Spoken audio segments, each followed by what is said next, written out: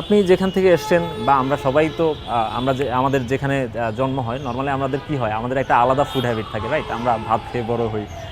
এখন তো ফুড হ্যাবিটটা নিশ্চয়ই চেঞ্জ হয়েছে। তো সেই আপনার সবচেয়ে পছন্দের খাবার কি ছিল? এখন কি কি খাচ্ছেন আসলে?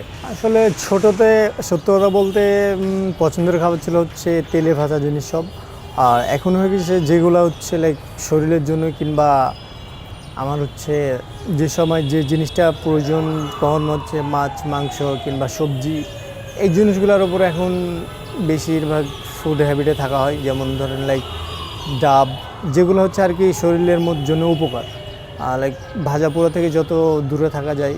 আপনারা যখন ট্যুর করেন ন্যাশনাল টিমের সঙ্গে তখনকার ফুড হ্যাবিটটা নিশ্চয়ই আলাদা, একেবারে ডিফারেন্ট থাকে বা থাকে কি না? অবশ্যই ডিফারেন্ট থাকে, কারণ বাইরের দেশে গেলে বাঙালি ফুড পাবেন না আপনি। সো ওই দেশে যে ফুডটা পাওয়া যায় কিংবা যদি ইন্ডিয়ান ফুড পাওয়া যায় ইন্ডিয়ান ফুড খাই, কিংবা সকালে হোটেলে যে খাবার থাকে সেটা, যে খাবারগুলো ভালো সেইগুলো খাওয়ার চেষ্টা করি। আলমগীর ভাই, আপনি একটু বলবেন আপনি আপনার শিষ্যকে ইনজুরি থেকে বাঁচতে, ফিটনেসটা ঠিক রাখতে আপনি কী ধরনের পরামর্শ দিবেন তাকে? জিনিসটা হলো যে আসলে একদিনে কত বোলিং করছে বা সপ্তাহে কতটা বোলিং করছে বা রানিং করার সময় জিম কত টাকা দরকার ওর জন্য, এটা সবচেয়ে ভালো বলতে পারবো। ওদের যদি ঠিকঠাক মেনটেন করে তো আমার বিশ্বাস যে ইনজুরি থেকে যেটা দূরে থাকা যায় সেটাও থাকতে পারবে এই জায়গায়। আর আপনি এখন জানেন যে 3টা ফরম্যাট খেলা, জি, আপনার 3টা ফরম্যাটের জন্য 3 ধরনের কিন্তু আপনার ফিটনেস লাগেই। সে এই ফিটনেসগুলো যদি প্রোগ্রাম করতে থাকে, যেহেতু বিসিবি একটা প্রোগ্রাম দেয়, ট্রেনার আছে, তার নিজস্ব একটা প্রোগ্রাম আছে। আপনি ফুডের কথা বললেন, ফুডেরও একটা আছে। জি, এক সময় আপনি জানেন আমরা যখন ছোটো থাকছি ফ্যামিলির ফুড এক সময় খাইছি, তারপর শহরে আসছি, তখনও চেঞ্জ। এই জিনিসগুলো আস্তে আস্তে আমিও জানি ফুড সম্বন্ধে, যে একসময় যেটা বলো তেলে ভাজাবে এই সেটা ন্যাচারালি হয়ে থাকে। এই জিনিসগুলো থেকে যদি সে আস্তে আস্তে ডে বাই ডে, আমি জানি অনেক ইমপ্রুভ করছে। আমি একসাথে কাছে যখন দেখছি প্রাইম ব্যাগে যখন ছিলাম তখন ফুড দেখছি তার, এখন যে ফুড সেটা আসলে আর জমি ডিফারেন্স কিন্তু, কারণ ওই জিনিসটা নাই, জিনিসটা ছিল ওর আগে। সে এখন হয়তো বা গোছে না বলতে পারলেও জিনিসটা ছিল যে ও সকালে যে জিনিসটা খায়, সালাদ থেকে শুরু করে তার প্রোটিন জাতীয় যে খাবার, যখন যেটা প্রয়োজন সকালে জিনিসটা প্রয়োজন, যে তাকে দুপুর পর্যন্ত বা আর একটু লং টাইম দিবে, সেই জিনিসগুলো মেনটেন্স করতে পারে এখন। অ্যাট দ্য সেম টাইম এই যে খাবারের কথা বললেন, ফিটনেস সচেতনতার কথা বললেন, এগুলোর পাশাপাশি অনেকগুলো বাইরের ইফেক্ট থাকে না? লাইক সোশ্যাল মিডিয়ার ইফেক্ট, আপনার মানুষজনের কথাবার্তা, পারফরমেন্সের আপস অ্যান্ড ডাউনসের থাকে। এই ধরনের কোনো কিছু কি আপনি ভাবেন কি না? আসলে এগুলোর থেকে যতবারই আমি চেষ্টা করি দূরে থাকি, কারণ মিডিয়ার লাইফ আর ক্রিকেট লাইফ এইগুলো নিয়ে আমি কোনো ভাবি না। আমি জাস্ট মাঠে আমার কাজটা কি এই জিনিসটা নিয়ে সবসময় ভাবি। বাইরের লাইফ নিয়ে আমি অত চিন্তা করি না যে মিডিয়া কী ভাবলো, কিংবা আমি ভালো খেলে মানুষ ভালো বলবে, খারাপ খেলে খারাপ বলবে, এটাই স্বাভাবিক। যখন আমি ক্রিকেট খেলতাম না তখন আমি ওই বাংলাদেশ ন্যাশনাল টিম হারলে আমি বলতাম কী খেলছে।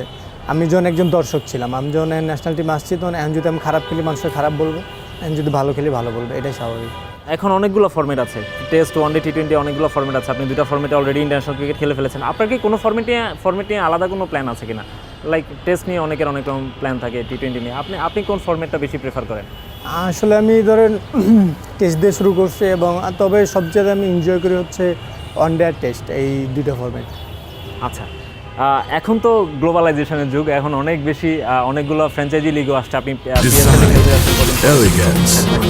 পিএসএল নিয়ে বা ফ্র্যাঞ্চাইজি লিগ নিয়ে আলাদা সবার জন্য আমি এর আগে বলছি যে আমার ভাবনা চিন্তা হচ্ছে একটাই, ন্যাশনাল টিম। এবং ন্যাশনাল টিমে যদি আমি পারফর্ম করি, আলটিমেট ধরেন বাইরের যতগুলো লিগ আছে তারা সবাই ইন্টারেস্ট, কিংবা তারা সবাই আমাকে টিমে নেওয়ার জন্য লিগিয়ে দেখাবে। এখনকার ক্রিকেটারদের মুখে শুনি আইপিএল এর কথা, আপনি কখনো ভেবেছেন কিনা আইপিএল এর?